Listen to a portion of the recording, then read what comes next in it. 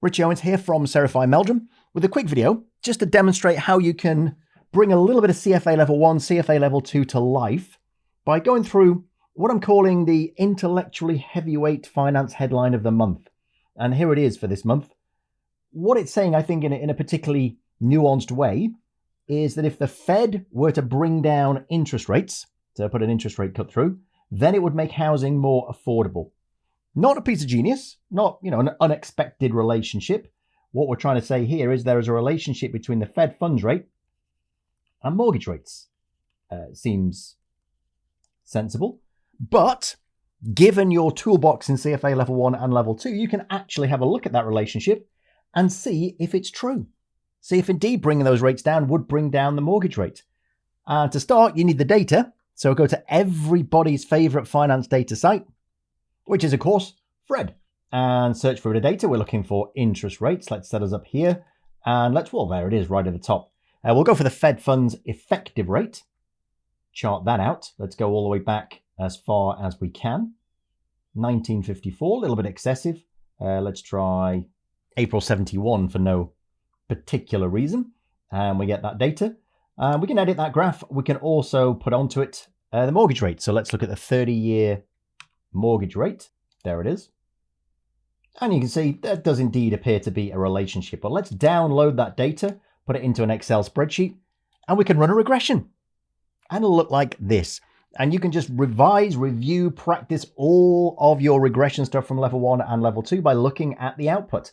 Here is the intercept and the slope coefficient. So we're going to get 4.0287 plus 0.7561 Fed funds rate, giving you the 30-year mortgage rate. We can look to see if they are significant. Massive T's. Remember, we're looking for about 2 for a T-stat. 49.8 and 58.2. They are massive T's. If you have huge T's, you have tiny P's. A really small P. So that's absolutely significant. So we do appear to have a relationship. We could also look at global significance. Not much point when it's only a single regression, but in Level 2, when we have multiple regression, we do an F-test. Mean square regression divided by mean square error. Give you your F, again, huge, tiny significance. So the F also tells you that this is significant. Look at our square, 83.94% of variation explained. So it's all looking pretty good at this point. But let's delve a little deeper and run that regression in Python and get it to a little bit more analysis for us. So just uploading my spreadsheet in here, just making sure it understands what the data looks like, which it does okay. Then we'll run the regression, and you can see the regression output here exactly the same. That's the 4.03 intercept and the 0.7561 slope coefficient. But I've also visualized it. So here's the scatter plot of our Fed funds rate against the mortgage rate, which I put in a screen dump so we can draw all over it. Here it is. So that red line is the line of best fit, 4.03. You can see the intercept down here. That's 0, so that's actually the intercept. 4.003 plus 0.76 times the Fed funds rate will give us our estimates. All the estimates would obviously be on the red line of the mortgage rate. Now, all of our blue dots are our actual observations. You can see they're pretty closely grouped around that line of best fit, but it does appear that around about a Fed's fund rate of about 7.5%, there is a change in what's going on. If I was to look at the variance of the residuals, the average distance from the line of best fit, you can see it's a pretty tight line down here. But beyond 7.5, look what happens. It looks to me like the variance of those error terms increases as the Fed funds rate increases. You get this kind of cone going on. Well, what does that suggest? If you're in the world of CFA Level 2, that you'll recognize immediately as a violation of your basic regression assumption. Specifically, what we're looking at here is conditional heteroskedasticity. A non-constant variance of the error term related to the value of the underlying. What does that do? It makes our statistical inferences about our coefficients unreliable. Now, visually, that's what it looks like to me. Can we test it? Well, yes. You know you need to do a BP test if you're in the world of CFA Level 2. And back to Python, it's easy to get Python to run that for us as well. We just run the BP test. What do we get? It's the Lagrange multiplier. That is the BP stat. And we just need to focus on here what it's giving us as the p-value. P-value here, that's a minus 34, is absolutely tiny. Absolutely tiny. Which means we have a significant result from the BP test, which means in turn that we are rejecting the null. The null hypothesis in the Breusch-Pagan test is that we have no conditional heteroskedasticity.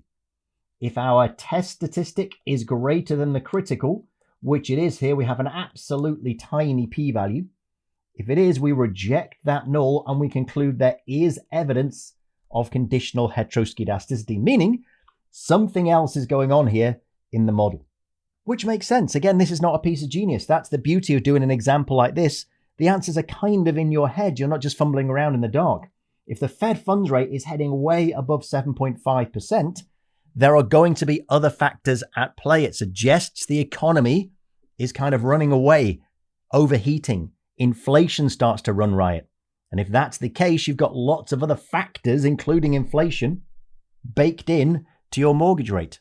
So bring the rates down. Yes, you can see there is definitely a positive relationship there. Bring Fed funds rates down, effective as we have here, and you'll bring down the mortgage rate. But if we start to cut rates and inflation gets out of hand, and then the Fed fund rate starts to go up here, then who knows what factors start to bake into the mortgage rate and where it goes. So you do have to be a little bit careful.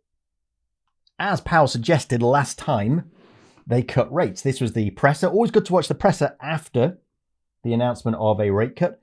And just listen to the financial journalists asking just a whole host of CFA Level 1 questions. Here's a good one. Elizabeth asking, mortgage rates have been dropping in anticipation of this announcement. How much more should borrowers expect those rates to drop over the next year? So this was after a cut, 25 basis point cut, I think. And the question is, given that cut, where are mortgage rates going to be? In other words, can we perfectly predict where mortgage rates are going, given what's happened to the Fed funds rate? And the answer is no. Powell's job would be extremely easy if he was able to forecast exactly where rates are going in the future. Of course, he's never going to say that, but this is kind of what we're talking about. It's kind of obvious. It depends on where the economy goes, and what they do with rates is in turn going to dictate where the economy goes. So anytime you see a debate like this, I say debate, anytime you see a headline like this, just use it as an opportunity to say, okay, how does this relate to my studies? How can I play around with this? Just run a regression. It takes 5 minutes. Download the data, do it in Excel, run it in Python, do some tests, see what violations you have. And boom goes the dynamite. You have a working example of regression and violations of regression assumptions.